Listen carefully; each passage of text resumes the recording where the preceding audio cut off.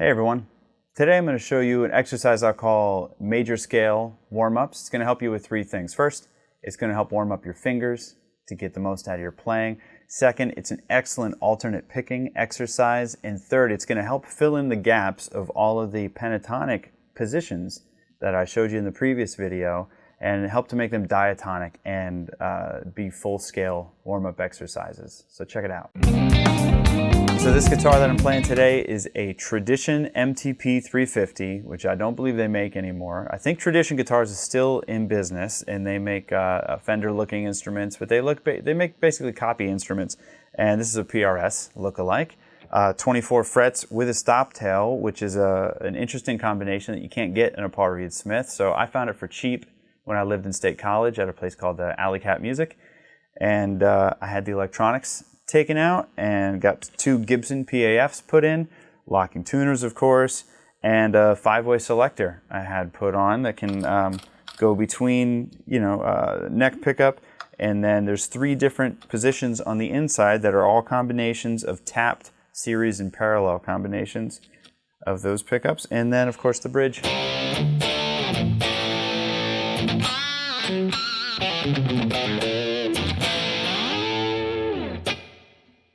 But it sounds really cool. I thought it looked really cool when I was in college, and it was a cheap endeavor. And it's a guitar I kind of keep around the house now. I don't really take it out gigging much, but I like it. So on to the warm-up exercise. I'm going to do it in the key of B, and we're going to do a B major scale. We're going to do it in a couple different positions, and it's going to loop. So I'll do it quick at full speed.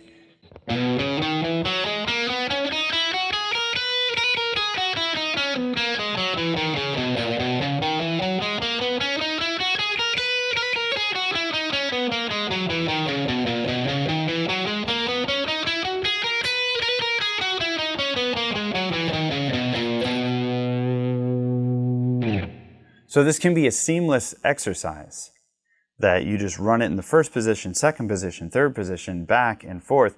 These positions should look familiar to you. So when I say the key of B, it's basically the pentatonic scale of G sharp minor that we're used to. But you start with your pinky, in my case, right here. Filling in the notes in between.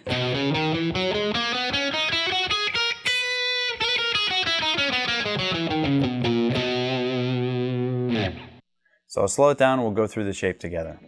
I'm using my pinky on the 7th fret of the low E string. That's a B note, so we'll go B with our pinky, and then we'll just climb the scale right from there. A, 4th fret, 6th fret on the A, 7th fret on the A, 4th fret on the D, 6th fret on the D, 3rd fret on the G, 4th fret, I used the wrong finger, middle finger on the 4th fret of the G, I use my pinky on the 6th fret of the G, 4th fret of the B with my pointer finger, 5th fret of the B, 7th fret of the B, and then 4th fret of the E, 6th fret of the E, 7th fret of the E. This is a scale.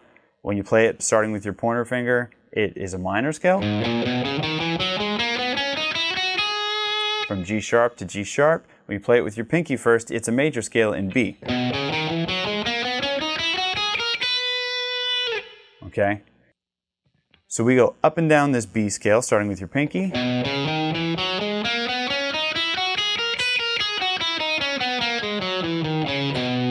And then what I always do is I come down a half step, switch fingers to my middle finger. So this puts us at the 2nd position of the G sharp minor pentatonic scale, but really we're playing in B major. Look it up, G sharp minor, B major. They're basically the same notes, circle of fifths. So here's how this one goes. I'll go middle finger on the 7th fret, pinky on the 9th fret, okay? And for this whole run, I'm gonna basically assign 1 finger per fret. That anytime I'm gonna go on the 6th fret, it's my pointer finger. Anytime on the 7th, it's my middle finger, and so on. So let's play through this one. I'm gonna go 7, 9 on the low E, and then we'll go 6, 7, 9 on the A, then we'll go 6, 8, 9 on the D, 6, 8, 9 on the G, 7, 9 on the B, and then 6, 7 on the high E. So altogether it sounds like this.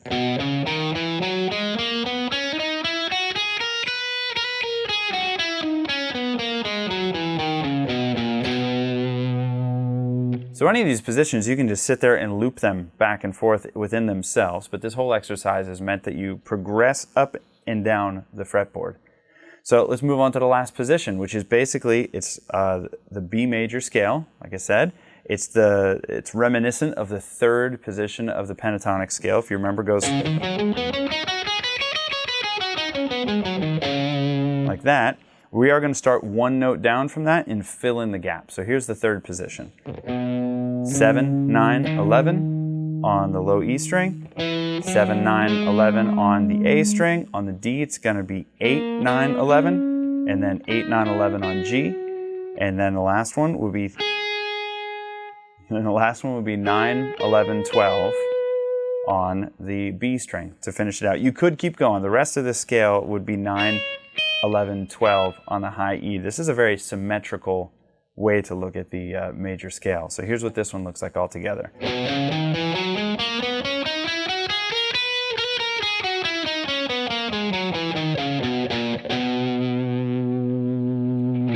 So if you were to loop the whole thing, this is what it would look like.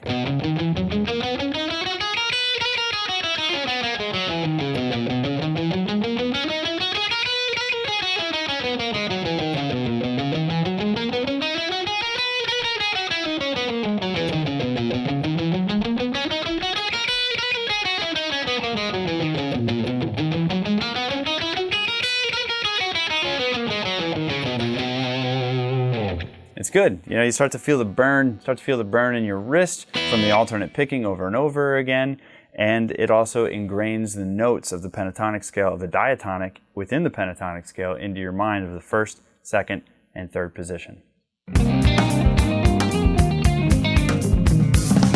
So like a lot of these exercises, it can be done in any key. I showed you in the key of B, everything's kind of based around that 7th fret. So you just pick another fret. Say if you want to do it in E.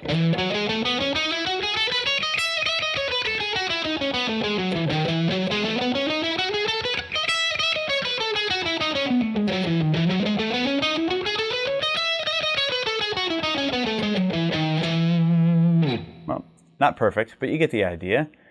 You can also play with different picking techniques on it as well. So if you wanted to palm mute the whole thing, it'll of course sound cleaner, but it's a good exercise in palm muting your way up and down the set of strings. So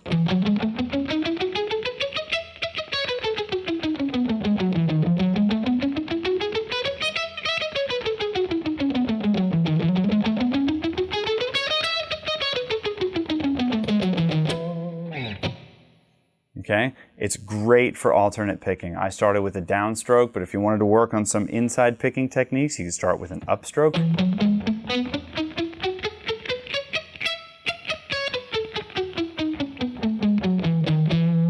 I really got to think about it when I'm playing that, because you end up with your pick inside of strings coming off an upstroke to a downstroke, off an upstroke to a downstroke, which is a challenge for a lot of guitar players. So the more you work at these things that are challenging to you, the easier it'll be. So hey, if you like these videos, I'm going to keep making more, so make sure you hit the subscribe button so you can see any new ones that I post, and hit the like button so other people can see the video as well.